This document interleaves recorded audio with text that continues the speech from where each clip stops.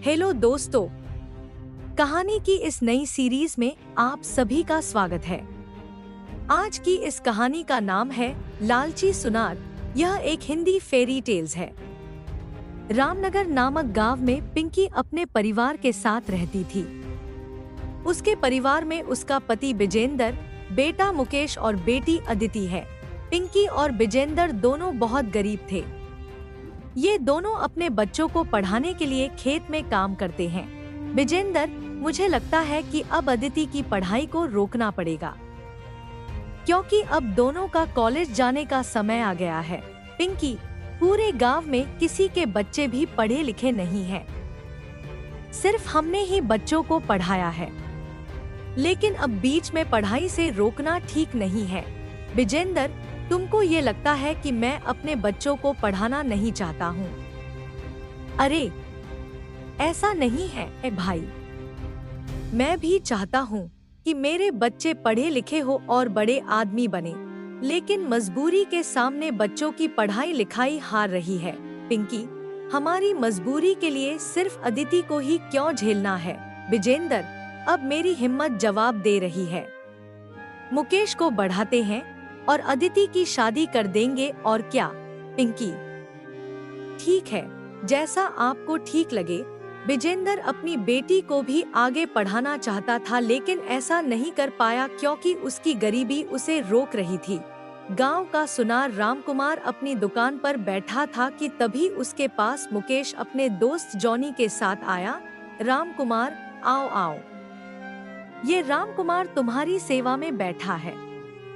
तुम अभी छोटे हो, अभी से क्या खरीदने आए हो? मुकेश, चाचा खरीदने नहीं बल्कि बेचने आए हैं।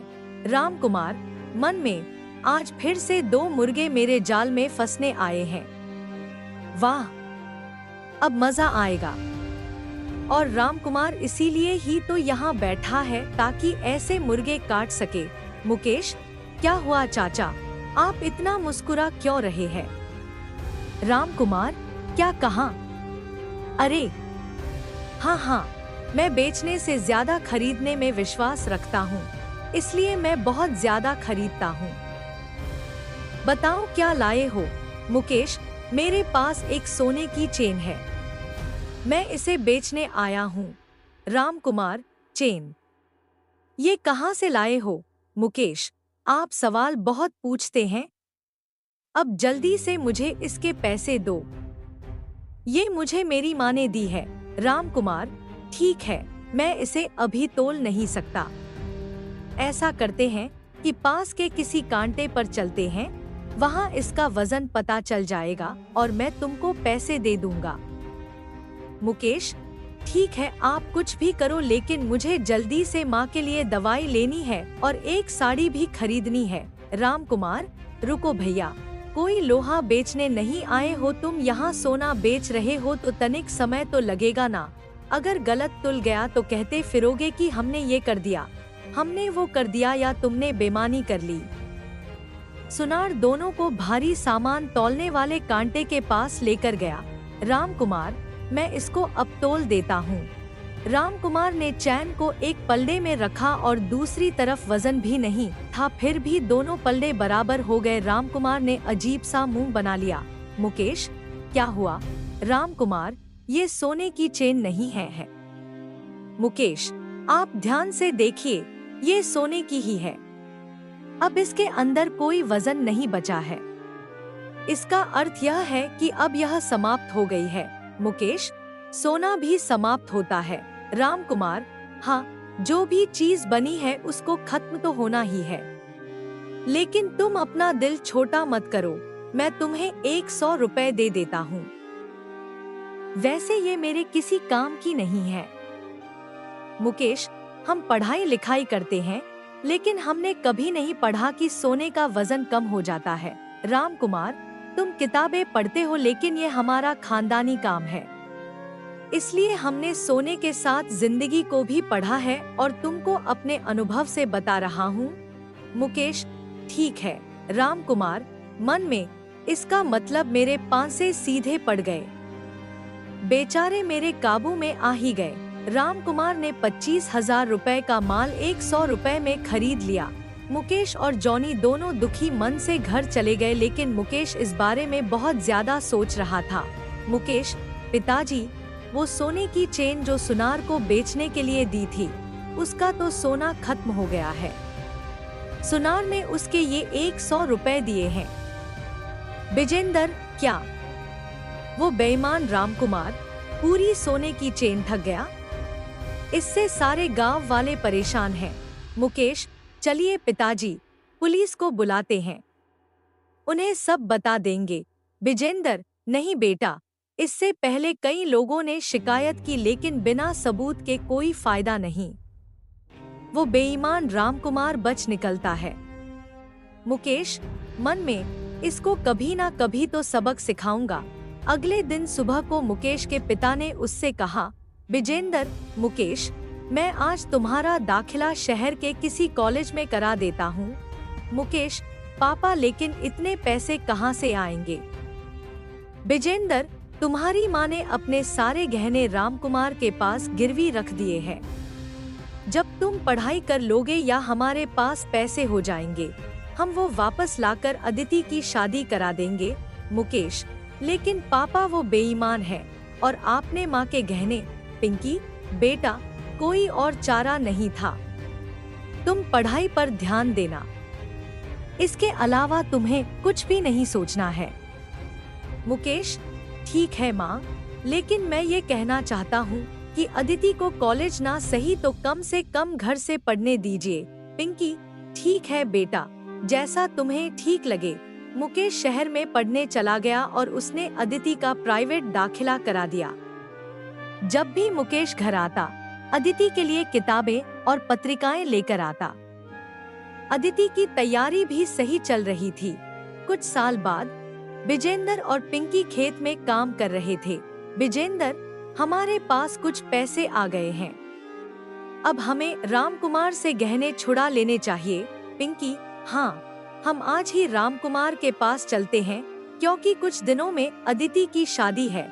विजेंदर, हाँ। पिंकी, रामकुमार बहुत बेईमान आदमी है। अब उसकी बेईमानी के किस्से सब तरफ मशहूर है।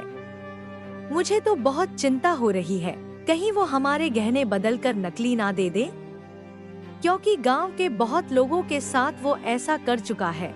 विजेंदर, तुम बेवजह ही इतना परेशान हो रही हो, वो हमारे साथ ऐसा नहीं करेगा। दोनों पति पत्नी अपना सारा काम खत्म करके रामकुमार के पास। रामकुमार, आइए आइए और बताइए आज क्या बेचने आए हो? विजेंदर, रामकुमार, मैंने तुम्हारे यहाँ अपनी पत्नी के गहने गिरवी रखे थे, मैं वही लेने आया हूँ। रामकुमार, मन में, ऐसा तो पहली बार हुआ है कि कोई अपना सामान वापस लेने आया है। विजेंदर, क्या हुआ? तुम भूल गए क्या मैं भीख हूँ? रामकुमार, नहीं नहीं, मैं तुम्हें कैसे भूल सकता हूँ, लेकिन मुझे गहने याद नहीं है कि तुमने कौन कौन से गहने गिरवी रखे थे। पिंकी, गहने दिखा दो, मैं अपने गहने पहचान लूंगी। रामकुमार, मेरे पास कोई गहने नहीं है, मैं ऐसे कैसे किसी और के गहने तुम्हें दे सकता हूँ? और हाँ, इतने वर्षों में बहुत ज्यादा ब्याज हो गया होगा जो तुम चुका नहीं पाओगे। चलो यहाँ से जाओ। विजेंदर, रामकुमार, तुम्हारे पास पैसे की कोई कमी नहीं है, लेकिन मैं एक गरीब पिता हूँ और तुम्हारे आगे हाथ जोड़ता हूँ। मेरी बेटी की शादी है, तुम मुझे गहने वापस कर दो। रामकुमार, चलो यहाँ से जाओ, मेरे पास कोई गहना नहीं है। एक बार कह दिया, समझ नहीं आता क्या? विजेंदर, मैं गरीब बाप हूँ, मुझे अपनी बेटी की शादी करनी है। रामकुमार, हाँ हाँ, जाओ जाओ, मेरी बेटी की भी शादी है। रामकुमार ने विजेंदर और पिंकी को बिना गहने दिए हुए ही भगा दिया। पूरा गांव रामकुमार से परेशान था, उसने सभी लोगों के साथ धोखा किया था। विजेंदर, अब हम अपनी बिटिया की शादी कैसे करेंगे, कुछ समझ नहीं आ रहा। इस बेईमान सेठ को हम गरीबों को लूटकर क्या सुकून मिलता है? पिंकी, आप परेशान मत होइए, भगवान सब ठीक करेंगे, हमारा सही समय भी आएगा और इस सेठ को सबक भी मिलेगा। रामकुमार अपनी बेटी के विवाह से एक दिन पहले सारे गांव को दावत पर बुलाता है। सभी लोग अमीरों की शादी देखने और अच्छा खाना खाने जाते हैं। सब कुछ अच्छे से चल रहा था, लेकिन तभी वहां 3 गाड़ियां आकर रुकी। सभी हैरान हो गए। रामकुमार, कौन आया है? कौन है? सामने कुछ पुलिस वाले और अधिकारी थे, जिसमें मुकेश भी था। रामकुमार, अरे मुकेश बेटा, तुम इतनी सारी पुलिस के साथ क्यों आए हो? तुमने ऐसा कौन सा गुनाह किया है जो पुलिस वाले तुमको पकड़ रहे हैं? मुकेश, रामकुमार, अपनी जुबान संभाल कर बात कर और मुझे साहब कहकर बोल, क्योंकि मैं एक आयकर विभाग अधिकारी हूँ। रामकुमार, क्या तुम ये सब? मुकेश, तूने मेरे बाप के साथ साथ ना जाने कितनों को ठगा है, मैं आज तेरा हिसाब करने आया हूँ। रामकुमार, देखिए साहब, मेरी बेटी की शादी है, अभी ऐसा मत कीजिए। मुकेश, मैं तुमसे कोई निजी दुश्मनी नहीं निकल रहा हूँ, बल्कि कानून के बारे में तुमसे बात कर रहा हूँ। आज तुम्हारे सारे काले चिट्ठों का हिसाब होगा। रामकुमार, मुझे माफ कर दीजिए, मैं तुम्हारे आगे हाथ जोड़ता हूँ, मैं तुम्हारे पैर पड़ता हूँ। मैं कुछ नहीं करूँगा और सभी का धन वापस कर दूंगा। कोई भी उसकी बात नहीं सुनता। सभी टीम के सदस्यों ने रामकुमार के घर और दुकान पर छापा मारा, जिसमें बहुत सारा अवैध धन पाया गया। गांव वालों का धन उन्हें लौटा दिया गया। मुकेश ने रामकुमार की बेटी की शादी कराई और फिर अपनी बहन की शादी भी धूमधाम से करा दी। रामकुमार को सबक मिल चुका था। ये तो आपने सुना ही होगा कि जैसा हम दूसरों के साथ करते हैं, वैसा ही हमें मिलता है। और सबसे जरूरी बात, शिक्षा बहुत महत्वपूर्ण है, क्योंकि कलम की ताकत से अन्याय को हराया जा सकता है। इस कहानी से आपने क्या सीखा? नीचे कमेंट में हमें जरूर बताएं।